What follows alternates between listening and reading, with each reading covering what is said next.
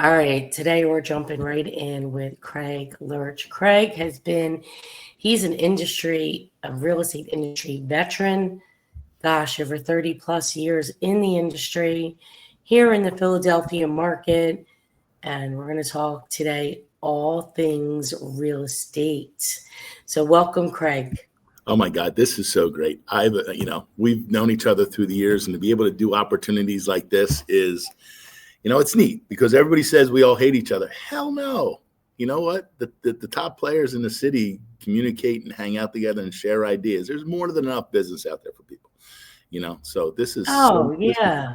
this is so I much. mean, there's people that have business that shouldn't have any business because they don't have any clue what they're doing. Well, the average agent's what, 3.6 houses a year? You can make more money working at McDonald's with benefits. Why stress yourself out for 12 months of the year to make the same amount of money? Geez, come on. Do it in 1 month and call it a month, or do it in a week. I love that. Oh my God, I did 5 houses. Great. This week? No, in a year. Okay, that's a you problem. Well, definitely. So you have 3 things that you look at. 3 ways you live your life. Yep. About I really dug deep after 30. I'm going to say, it's been 36 plus now. I'm going to say around the 30-year mark. I was like, man, I hate this freaking industry. Freaking hate it. I'm an SOB. I'm a son of a broker. I was born into business. How many people can say that when they were born, their parents were like, you're going to be a doctor. You're going to be a lawyer. You're going to be this. You're going to be that. Mine was like, you're going to sell real estate. I'm like, great. Here we go. So I was that kid that was like, you're never going to do anything else. Economics background. And after 30 years in the business, being in our family business, 15, had my own brokerage for 17. I was burnt. I was tired. I was like, this there's got to be something else. And you really got to start looking deep in yourself and figuring out why, where, and how can I be better for my clients? How can I be better for my community? How can I be better for my family? And I was turning 55. So I was looking at the speed limit sign and I'm like, I'm not going fast enough. And everybody is starting to usually start putting brakes on there. And I'm like, I want to go faster and I don't want to go slower. And I don't like speed. So at that point, I dug deep with my business coach, and we figured out one of my biggest problems was after a full year of it and $30,000 of coaching costs, that the problem was I was stuck in a zip code. My zip code, 19046 was the zip code that was stuck in my head. And his response was, he goes, you're stuck in this. I'm like, what's this? He goes, a snow globe. He goes, when you entered the business 30 some years ago, you were a tiny little fish. And the problem is you grew to the size of this snow globe or the lake that you played in. And the challenge is you're like a pent-up cat in a corner. You have so much you want to do and so many people you want to help and so many lives you want to change that you're stuck in this snow globe and everything's not as sparkly as it was. So it's agitating you versus helping you change. So he says, you have an option, either smash the snow globe in which you're living in or stay in it and put yourself asleep and be miserable the rest of your life. So I was like, woo, that's an eye-awakening at the end of the year as you're getting ready to come into your new business plan. So we ultimately, he says, look, take a week. Let's regroup again. Well, in that week, he sent me a snow globe with a hammer. And he says, here's the opportunity. You're either going to smash the snow globe or you're going to stay in it. And you're going to do it when we're on the phone together, when we're on a Zoom together. So that next week, he's like, so what's it going to be? And smashing it was really getting uncomfortable, which means that I dissolve and walk out of my own brokerage. I walked out of my own company. I was broker for 5 different companies for friends and stuff, and decided to go into a company where, you have a dear friend, Veronica Fiorillo decided to go play with EXP.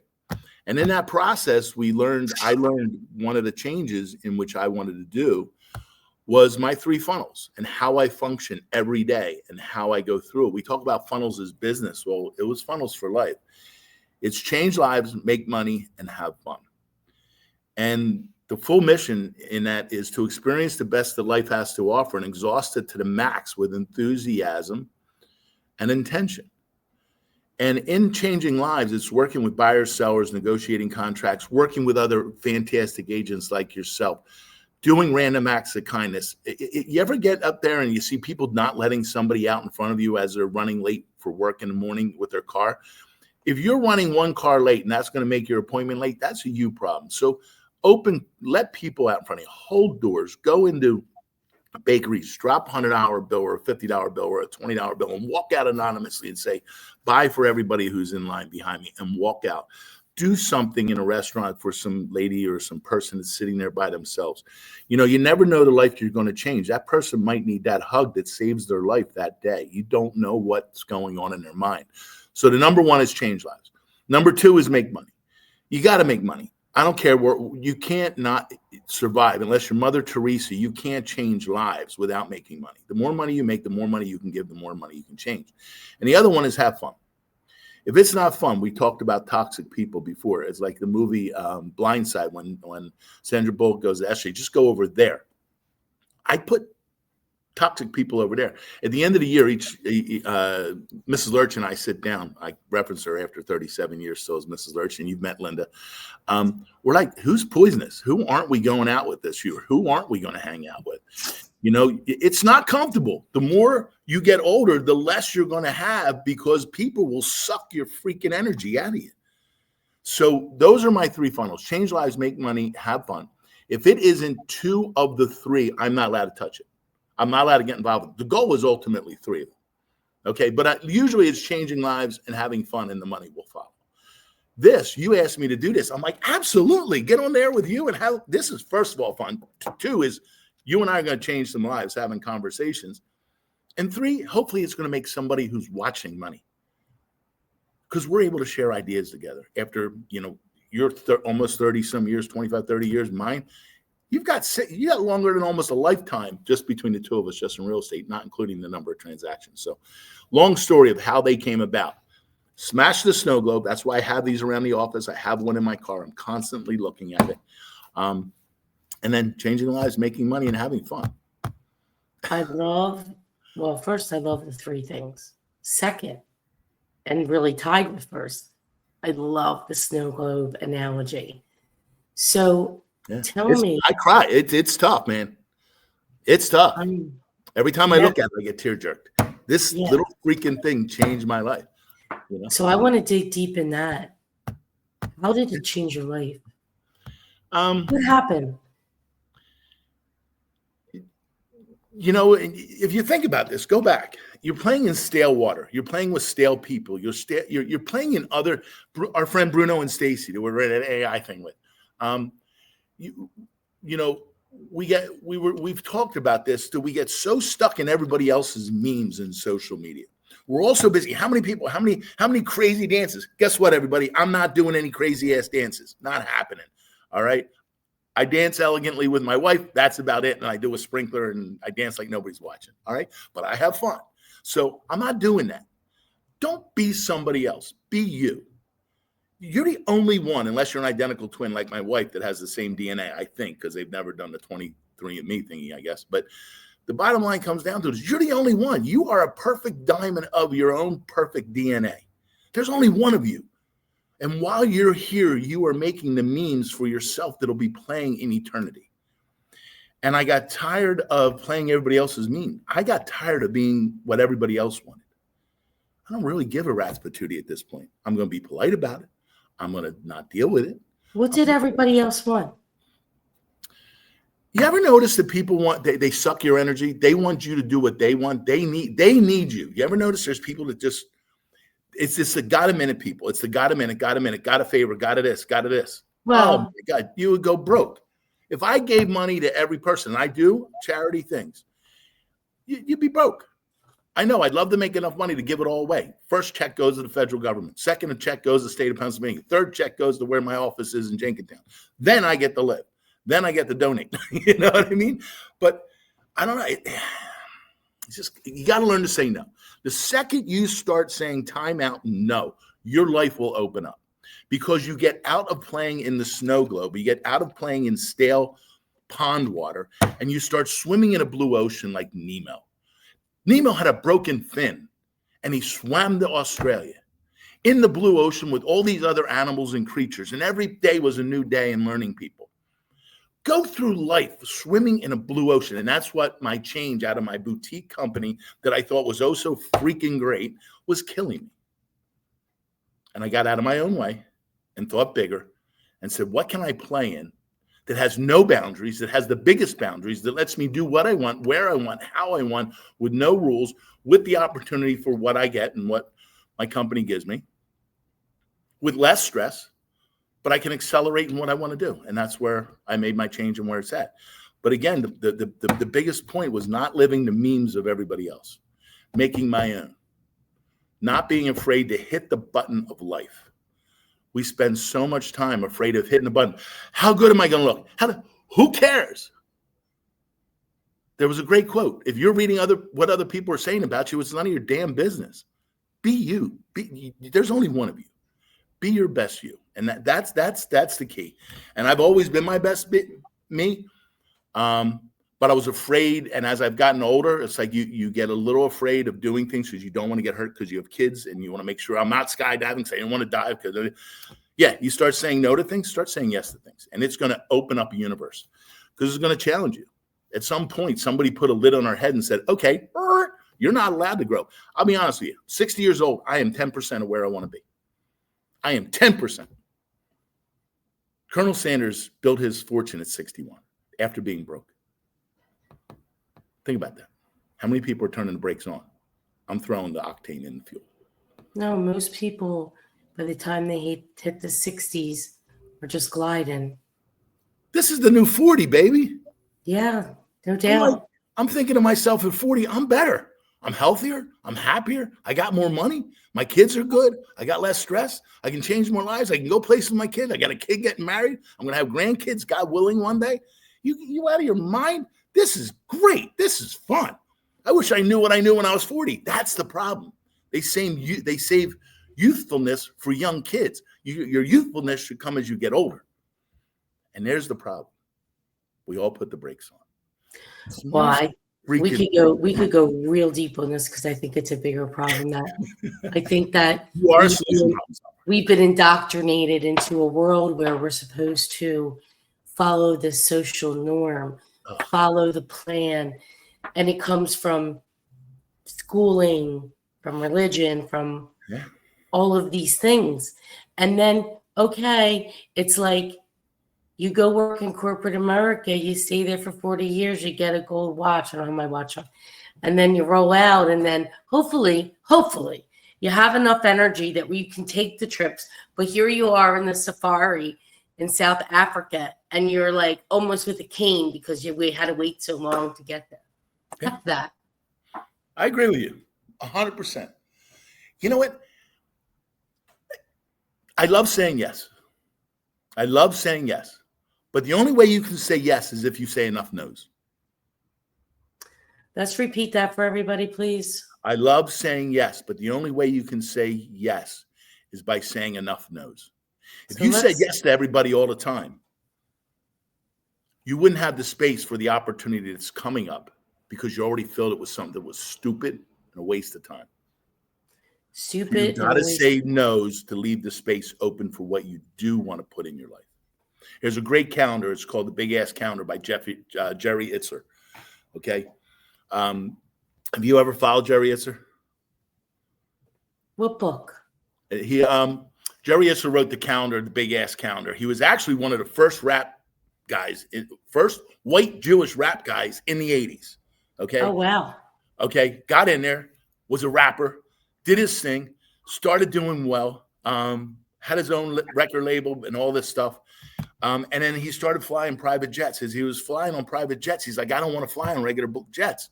So he said to his one buddy, who's another rapper, he goes, we got to figure out how to fly this way all the time. So he said to the guy who owned the plane, who was there, he goes, what's this thing do when it's on the ground? He goes, nothing. It sits here and costs me money. He goes, how about if I could fly it and get money made for you, would you do that? And would you pay me a commission? He goes, hell yeah. Guess what he invented? Marquis Jet, sold it for $1 billion. Never owned a plane in his life. That's Jeffrey. Then he started Cocoa Water. Okay. His wife started the company Spanx. Follow him. There's a calendar. It's called a big ass calendar. It lays it out. Lay in all the big rocks, all the things you want to do. I have all my podcast recordings every Wednesday. I know where I'm at. I put other things in there. I put a family trip in there. I put in my EXP conventions. I live life in 90-day segments. You can't screw life up that bad in 90 days. Yes, you can kill yourself. Yes, you can get a divorce by doing something stupid. Oh, and by the way, if you want to be happily married, hang out with happily married people. You want to be broke, hang out with broke, drug addict, gamblers, alcoholics. Okay? Oh. You want to be good, hang out with that should seem like common sense. Come on. You and I know there's common sense, and there's this wall behind me. 90% of the people are as dumb as the wall. You know why? Because they've been told to be the wall. They've been told to be the wall. And that's the problem. A lot of people are fake on the outside. What's their real inside? What is it when it comes down? Are they willing to be vulnerable enough to cry? Are they willing to be transparent enough? And that's where the key comes down. That's where you got to understand. That's where you're going to go. You know, I was talking with somebody the other day, and a lady yesterday, and the famous line, "No good deed goes unpunished." Abso-freaking-lutely. I get punished a lot. Okay?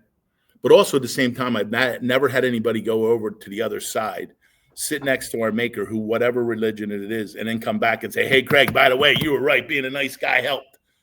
Never had it happen. So I got to have belief and faith. Sure. So the only faith you've got to have is the faith in you. And what's in here?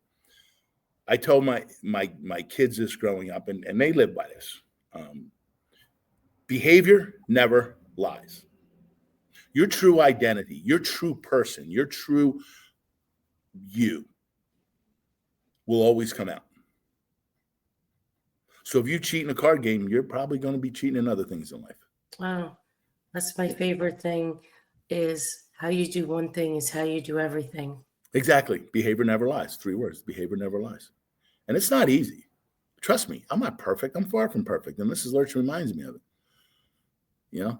But and so is my mother-in-law. My mother-in-law is great. I tell her I said, "You're my most favorite mother-in-law." She goes, "Shut up. I'm your only mother-in-law." Thank God.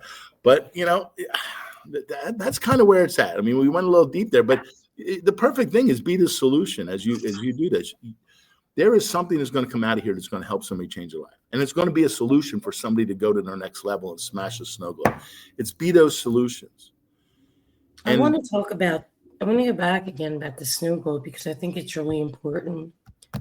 I think that there's a time in people's lives that you need to smash the snow globe.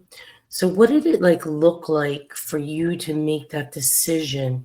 What did you have to? We know you made it. We know you came out on the other side strong. Look at you, your energy. You're full of energy. You love life. But what kind of pain? What did you this is what people don't talk about, right? They want to talk about what did you have to really go through to come out on the other side? Work through. Ego. Number one problem, ego. I was, you have your name on the side, and family's been in the business X amount of time, and all of a sudden you're going to put yourself within a brokerage name that isn't yours as the primary because of the rules of the state of Pennsylvania, things, whatever it might be. And I didn't want to own it. I had been through many, and again, every real estate company fits the mold of the person who wants to be there. For eons, I had been recruited by everybody, every brokerage, everything. I could have owned the territories. I could have bought them all, whatever. I didn't want to do that. I wanted to be in something that was free. So my ego was there.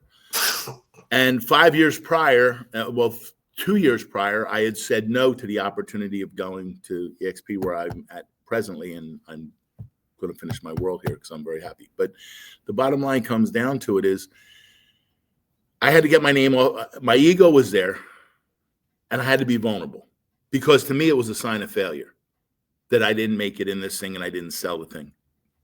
Brokerages mean you're broke. You got to leverage it. And at some point you got to figure out, am I paying the dollars to keep it open or whatever it might be? And it's ego. It is where it's at. So I looked at what opportunities I can get for making donations to this big company and what can I get back? And then how am I going to grow? And that's where my positive and negatives, my profit and loss sides were playing down on the list. And then the biggest thing was, like, I kept going back. Why wasn't I pulling the plug? Why wasn't I pulling the plug? And then it was me. And I'll be honest with you. I was on with Brian Moses, who is a national trainer and a good friend of mine. We've known each other for 25, 30 years. We spoke and worked together with Craig. Remember Craig Proctor? Yeah. And Jay Kinder, when we were all out there teaching together and friends. He had called me about this opportunity. He's the one that got me to Tommy Schaff, my business coach, and we went through it for the year. And Tommy goes, I think you're ready for that change that you might need to get out of your company too. And that's your snow globe also. And it was the night before Thanksgiving, and Brian had called me. He says, hey, I got Janet on the phone. I want to get Janet on the phone and Linda. Let's do a quick Zoom. This is like after COVID or whatever it is. And we all were like getting excited about Zooms. Look at you and me. We're doing a podcast like this that we never would have done before. I'm attributing all this to COVID. Thank God. We learned a lot from it. We had a lot of pain from it, but we also learned a lot from it. So we're literally, the night before, we have a cocktail, and we're sitting there talking back and forth. And Brian goes, I got to ask you a question, Linda. Why hasn't Craig? It's been 4 months since he went through this stuff with Tommy. We've been talking about him getting out of his own company and coming to EXP and all that stuff. She goes, tell me what the problem is. And she goes, Brian, you want to know the truth? And he goes, yeah, I want to know the truth. He goes, hold on, I want to record this. I have this recording. He goes, okay, Brian, here it is. She goes, he's a blanking P. She called me right out on the video. And I wouldn't say it on here in front of everybody. She called me it out. And I looked at Brian's face and his wife's face dropped. That's how blunt it was, what she called me. She goes, his biggest problem is him. He has made other people multi-millionaires through the year. We're very good in where we're at. He is very good in where he's at, but he's afraid to take that next jump. He's afraid of doing this because he's afraid to do it alone, because he's been told for all these years that he needs to stay where and what he's doing. So Brian, he's the problem. And she goes, Craig, I'm going to tell you right now, if you don't smash that snow globe and make this change, you are never going to another convention. You're never buying another motivational book. You are never doing this. You're never doing that. I don't want to hear it, because you're a blanking blank, because you're afraid of your own failures. She goes, Brian, on that note, have a nice Thanksgiving. Took her drink, said cheers. She goes, I'm going to the living room. Goodbye. And walked away off the Zoom. I'm like, Brian's like, ooh. He's like, so are you coming to EXP tonight, or is it tomorrow morning? I was like, we're going to do this tomorrow morning. I got to go sit with my wife. We went in there. I cried. I bawled. It was tough. It still brings it out. But guess what? That was a changing point. That was painful, to get that smack in the face for the person that loves you the most, supposedly. The person that loves you most. And that's where the truth came from. And that's when, bam. I mean, you want to talk about hitting a stone wall at 100 miles an hour? Whoop. Because at that point, all bridges were burnt. There was no way I could say no to anything. I got out there and I don't know, getting out of my company, leaving my stock. How did I know that there's 20 years of depreciation that I owe tax on, and I didn't even take any money out of my company, but I'm going to owe the federal income tax hundreds of thousands of dollars because I closed the company. I didn't know that, did you? But I sure as heck didn't think about it when I walked out. I'll deal with it later. I didn't know. I found out about it a year later. What happened? I got out closing the company. My brother kept it. You get depreciations and all that stuff that were in my shares of the company. I had to pay tax on back depreciations and all that stuff. I don't know. My accountant told me what it was. I don't know. K1s and all this other stuff I leave in my because you're a partnership. Yeah. Right. Yeah. So I had to take care of all that stuff on top of leaving. Because you had a partnership. That's why. Yeah, whatever the thing You have was. I don't know. That's why I pay people to, my accountant says, yeah, you're not going to like this, but guess what? You're out. It's, yeah. So that's paid. There's the things you don't know, but I kept going. I'm going and going and going. And I'm still at an exciting point. I mean, I'm learning every day. I've learned more technology. I've learned more about things than I would have by myself, and getting rid of that ego.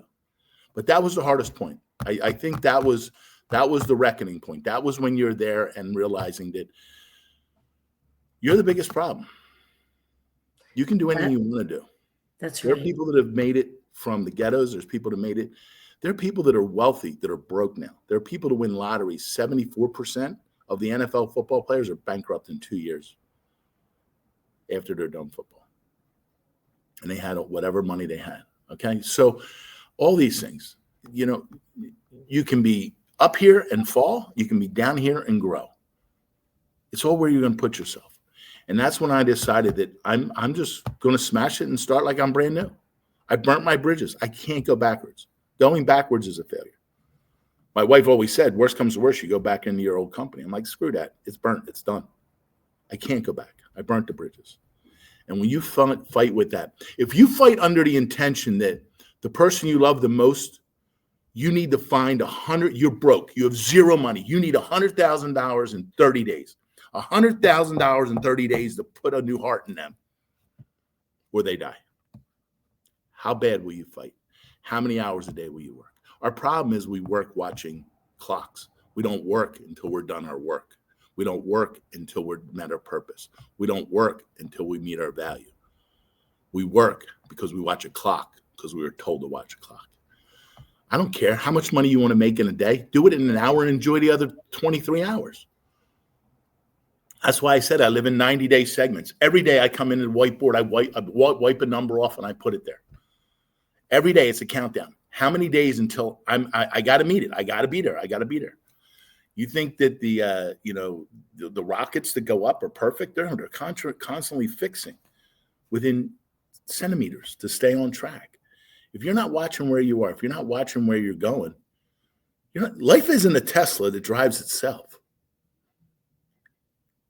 You got to drive the car. You got to know where you want to go. And if you don't know where you're going, there's your problem. You're lost. That is like one of the biggest things. Most people don't know what they want. You ever go to a restaurant? Or I love this. It loathes me, but I love it. I'm like, you go to a restaurant and people see you've got a menu in front of you, and people, well, what do you want? I don't know. If you can't figure out what's on a freaking menu in front of you, how are you running your life? I literally, people, what does 5 years look like for you? I don't know. What's next week look for you? I don't know. I said, if you had the wildest dream, if you could pick your wildest house, where would it be? What would you be doing? How would it smell? How would it look? And what would you be doing every morning if in the first 2 hours living in it? I could tell you. And then, well, you can tell because you and me are alike. You start getting there. It actually gives you chills. It actually like, yeah, let's go. You know what I mean? I'm looking right now at my fruit and olive trees over the vista, and I can see the sea in the distance. Where? In Italy. Where in Italy? I don't know yet because I'm torn from being up north and down south. Probably, Here's the difference. Do people know the difference of north and south in Italy? You do. There's 20 regions, and I've been to 17 of them. And which is your favorite region? Okay, your top two. I'm not going to zero you in on one. Okay. I love Puglia in the south. Mm-hmm. And what was the thing you loved the most about that? Oh, the sea, the food, the people, the architecture, the towns. I like Piemonte, but probably because I haven't spent much time in Umbria, which I do want to spend time in, I'd have to go with Toscana. And the reason I would go with Toscana if I had a gun to my head is that in Tuscany, you have within an hour and 15 minutes, you can take a train to Bologna. You can take a train to Torino in 2 hours. You can take a train to Milan in 2 hours. You can take a train to Florence in an hour. It's a great central part. Mhm. And those are the places that I'd want to be. And then I would say, if you wanted to go for holiday and wanted to be at the beach, you go over to the Adriatic, which is a couple hours. So, or you can go to the Italian Riviera, which is like Genova, which is about an hour and a half, 2 hours. So it's very convenient spot. In fact, It's kind of like Philly. We can get to the mountains. We can get to New York. We can get to. It's definitely not like Philly. I'm being sarcastic. I walk by. Here's something. When you're there, are you calmer? I love it. You actually go from here to here. I call it the Delilah voice. It's like when I do the radio show, I'm up here. And when I come out and I start rattling right on the phone at 10 after 11, I got to remember, hold on. You're amped up. You got to bring it down to the Delilah voice. And be honest with you, I can't stand that voice. I can't stand listening to Delilah on the radio. But again, it's bringing it down a notch and not running people over, because you got the same personalities I do. We have a D personality, which is direct and to the point, and we have an I personality, which is very outgoing. So feedback to us is kind of like water off a duck. We really don't care about it, but we need to absorb it. And if an I personality is like, yeah, let's go, I got you, and I'm excited, and boom, boom, boom, and everybody wants to follow the perpetual energy of it, and that's part of the thing. But I got to remember, bring it down. Not everybody's there. You got to talk like. If I come in all hyped up, or you talk like all hyped up, our Philly all the time to a grandmom who's in her 80s, you're going to run her over. Bring it down and treat like that. So, but that's the way that you come back from Italy. You're calm, and then all of a sudden you start amping up again, because it's our environment. It's our snow globe. It's our environment. I'm angry. Philly's that. Not at anybody. I've had more fun talking about Philly, especially now the Selling 215 Made in Philly TV thing, and all that stuff. But here's the deal. We have grit. We have passion. We have love. We have this. Everybody says, what state are you from? I don't say Pennsylvania. I say Philly. Philly's one of a kind. You're either part of Philly or you're not. This is the birthplace of the United States. 250th birthday coming up. Yes. July 4th, 2026. Everything came from here. The 13 colonies came off here from Independence Hall. We got all this stuff, and how many people? I want to challenge anybody who's watching this. How many people know how many square foot Independence Hall is? How many people know what the value of the thing is? How many people know how many bricks are in City Hall? How many people know how many steps are at the Art Museum? How many people have gone and seen these places? People come and visit them, but yet we are so ignorant in our own town.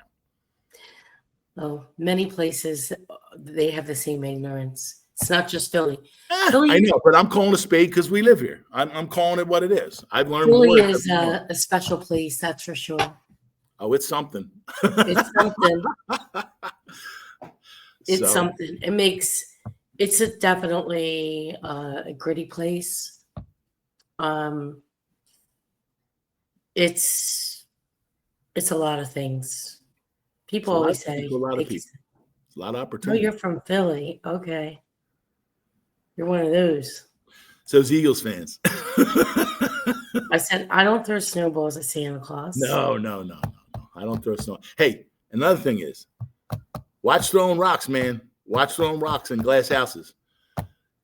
You got to look in the mirror. That's a big thing, man. I love it when I love critics. I have no problem being a critic, as long as you're willing to take the feedback. If you're willing to take it, I'm willing to give it. I'm willing to take it. I'm willing to listen, but I'm going to give it back. And that's the key. Communication's two ways. It's not a one-way street. Life's two ways. It's a chemistry act. Like, be the solution. The solution is the outcome of what I call two things put together. If you've got a conflict going on, it's because the perceptions of two people or two opportunities are not in alignment. And when I work with other agents, I say, hold on. We had one alignment at one point, but our anticipation of the outcome has changed due to inspections, due to personalities, due to this, and this. What do we have to do to get everybody congruent again back into the same vision? Was your buyer getting in this house, my seller getting out of this house, or vice versa? It was the incongruency of the expectations of what's happening, because you don't know other people's expectations, because people are told expectations, but, oh, now's your chance to go beat them up on a home inspection. No, it's not. No. Those are cosmetic things. What are our major things? So you got to always be watching what those things are. And the main part, going back to the solution, is life's like a chemistry kit. And I tell my kids all the time, I've had Corey on the radio show with me. I said, Corey, how's it like to be on a radio show? Dad, it's like sitting in the kitchen on Sunday just talking. You know, this is exactly how I talk with my kids. I said, guys, life's a chemistry. With every action, there's a reaction. Everything you do is going to do it. You add something else, is going to be a different one. So you got to watch who you're adding to the chemistry. You got to watch what you're doing in the midst of the chemistry, what things are being around it to make that solution, that end piece, what it is. And we're so busy at looking where we're at, we're not looking forward. If we were to look forward in the process and back engineer it, it's a lot easier. But we all get stuck in the mud and get stuck in the sand and get stuck in the quicksand. Instead of walking around it because we see somebody else in it, we decide, hell, let's just get in it with them. No. Figure out where it is, back engineer it, and life's a lot easier. So, and it's part of the solution, which is what you are. You're a problem solver. You're a solution-oriented person, and I love the name of your show. That it's all about the solutions of life. Be the solution. And we're creating a be the solution movement right now. Be the solution. Be it. You own it. You own it. You are all in. You are all in. And it's not always easy to be the solution, but it's not. No, because that means you're going to take it on the chin. You're going to have to stand up and say something you don't want to say. You're going to have to tell the truth to somebody that they may not like to hear. You're a idiot. Go over there. Yeah. Or just walk away. Yeah, you know what? I agree with you. I like, if that's what you got to do, good for you. God bless you. Because you're going to wake up being you tomorrow. I'm going to wake up being me, and you are going to be the same person. I'm not you. Thank God.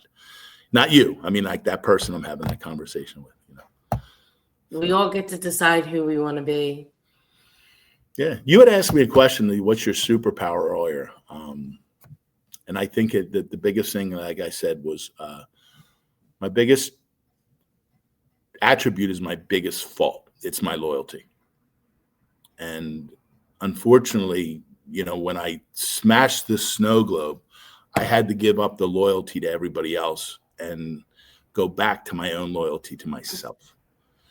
And once you find that, that's kind of where it goes. And that is my superpower. But I'm going to put it back out to you. What's your superpower?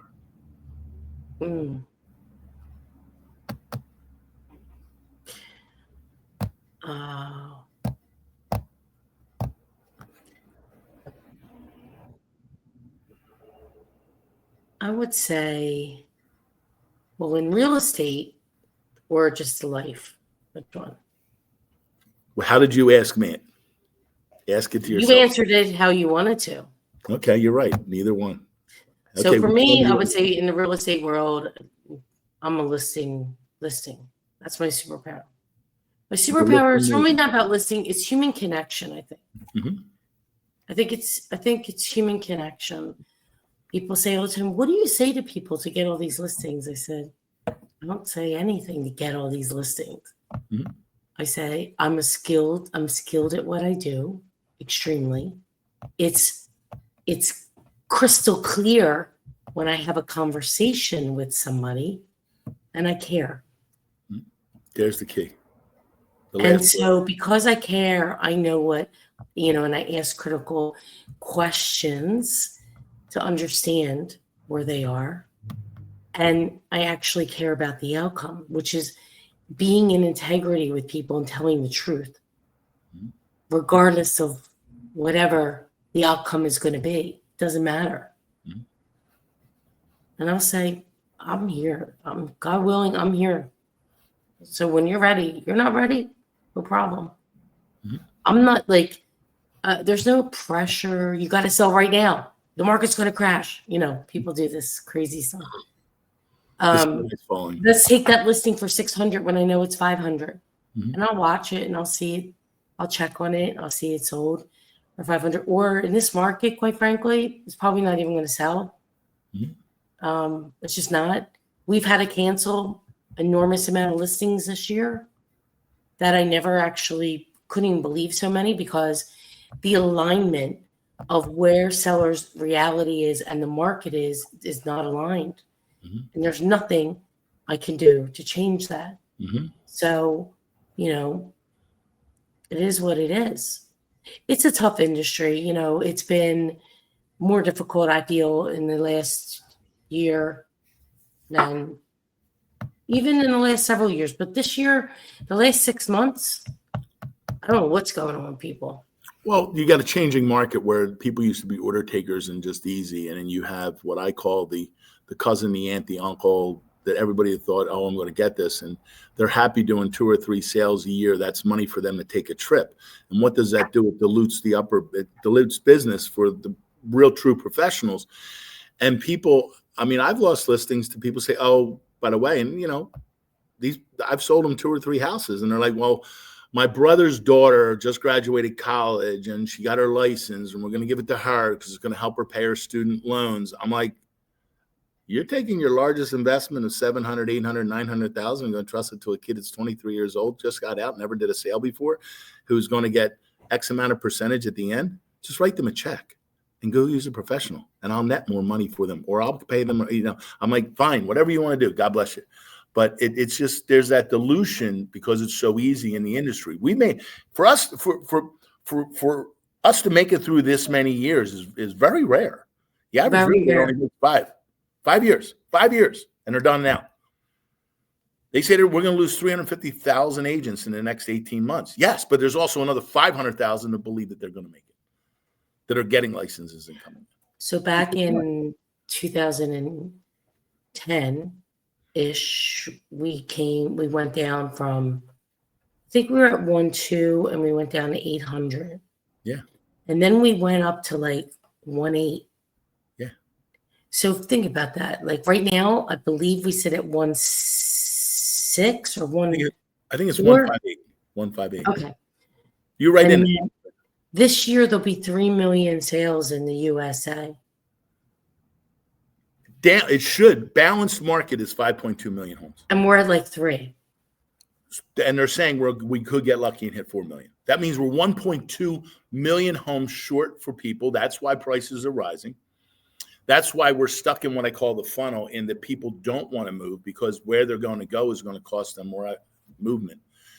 People move because of expenses and because of size and being uncomfortable what they're doing. When the pain to stay the same is greater than the pain to change, people will make the change. There's no pain for them to change because they're comfortable where they're at. It's that baby boomer. There's the biggest wealth part coming out and where it's going in transitions of wealth over the next 10 years in property and things of that nature. But you're right. It is a crazy industry. That's why you need to deal with professionals. That's why you need to, I mean, I loved what went on. You know, I'm not condoning right, wrong, or not. I loved that August 17th, 2024, you need to get buyer agency contracts. Because for the past 8 years, 10 years before that, it was the law too, but there was no teeth. There was no reality because not everybody was doing it. Oh, that company does it. We won't make you do that because we don't want to make you feel uncomfortable. It was the law. The rule of the game is now, as a buyer, you either sign this thing or I'm not working with you because I'm not losing my license because somebody snitched on me, because we have the snitch rule out there. All right. That I didn't get it signed, or you slipped and said, oh, well, I don't have that with so-and-so. Why do I got to sign it with you? Guess what? That agent's calling somebody because they've all been inbred. Oh, whoa, we're going to catch them. We're going to fine them $5,000, $10,000. Fine, whatever. I'm not going to be that. I'm not going to be that patsy for somebody. You know, so if you're not willing to commit to me, it's like we talked about earlier. You want to be happily married, hang out with happily married couples. You're married, it doesn't mean that you're out doing other things with other people. You know, and I tell people, look, I'm your realtor. I'm working with you, me and my team. This is us. This is us. We are it. We're your life partner for that amount of time. And the goal is to meet your needs, and we're going to communicate how the process is going on. And if not, it's okay. That's saying no because that space will open up with somebody else in the future. Same thing with listings. You fired you called it canceled. My opinion is you fired some sellers that weren't listening to your expertise. It's like going to a heart doctor that says, you keep eating this, you're going to have a heart attack and die. And you keep doing it. And the doctor keeps telling, they say, you know what? I'm not taking care of you anymore because I don't want your death chart on my record. Same thing. But they think we have to. They think we have to. They think a lot of people think and the other thing is, people that they just want to cancel because they think you can't sell it. It's they need a new broker. I'm like, okay, I'll withdraw it, but it's not going to be a cancel listing. You signed a contract. I worked for you. I have expenses, several $1,000s on your listing already for Matterport and all these other things. Yeah. Yeah. People don't get it yet. People don't get it. People don't get it. And then here's you ready? Yeah. I am going to blast you all over social media. I'm going to give you 1 star on Google and say all these bad things about you. I'm like, well, that's libel.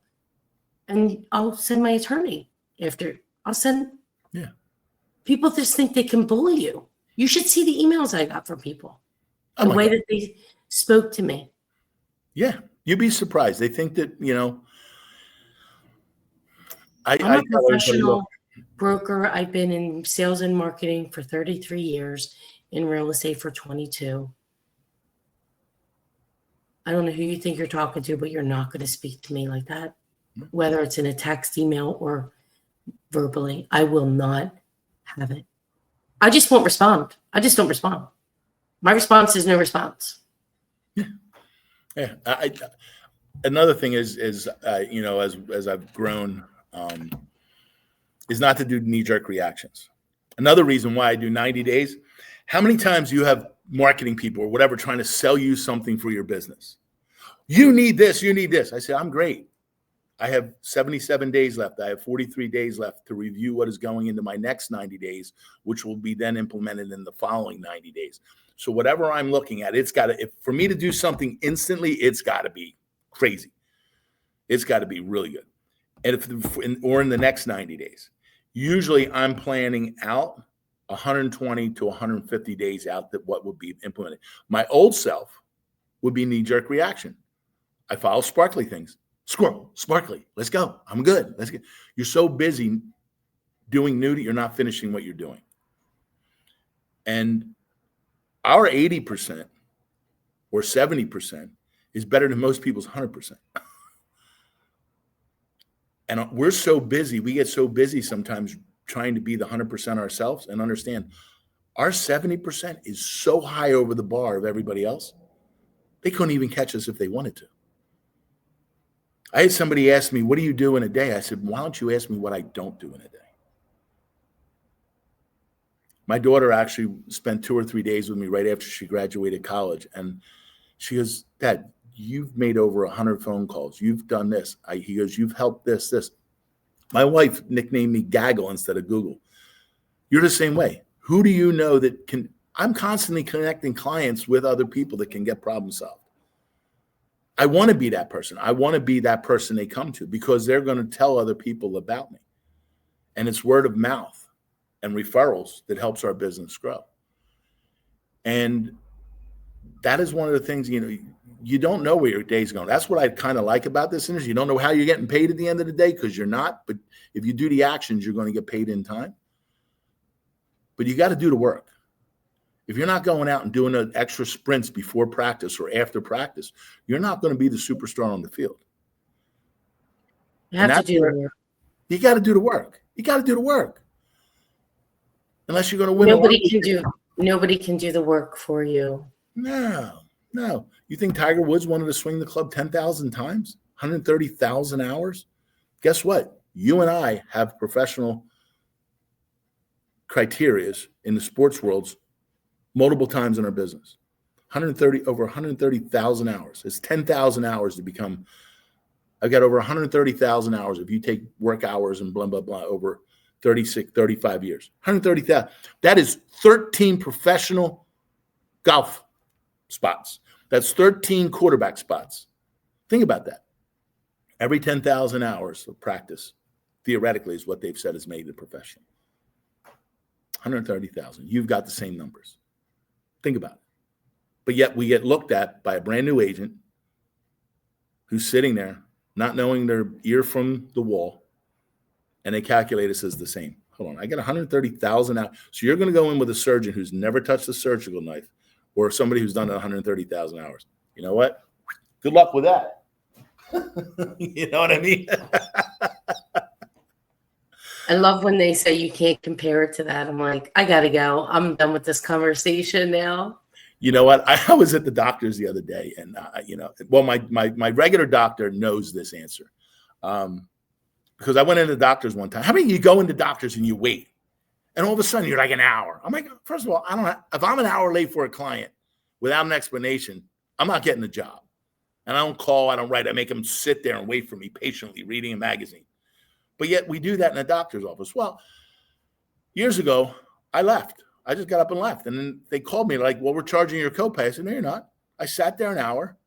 You even said the doctor hadn't come in from his rounds in the hospital. Whoa. I make as much money, if not more money, than the doctor. Her eyes blew up. So next time I came in, I sat there about a half hour, 20 minutes. I walked up and said, I told you, you got 5-10 minutes and I'm out.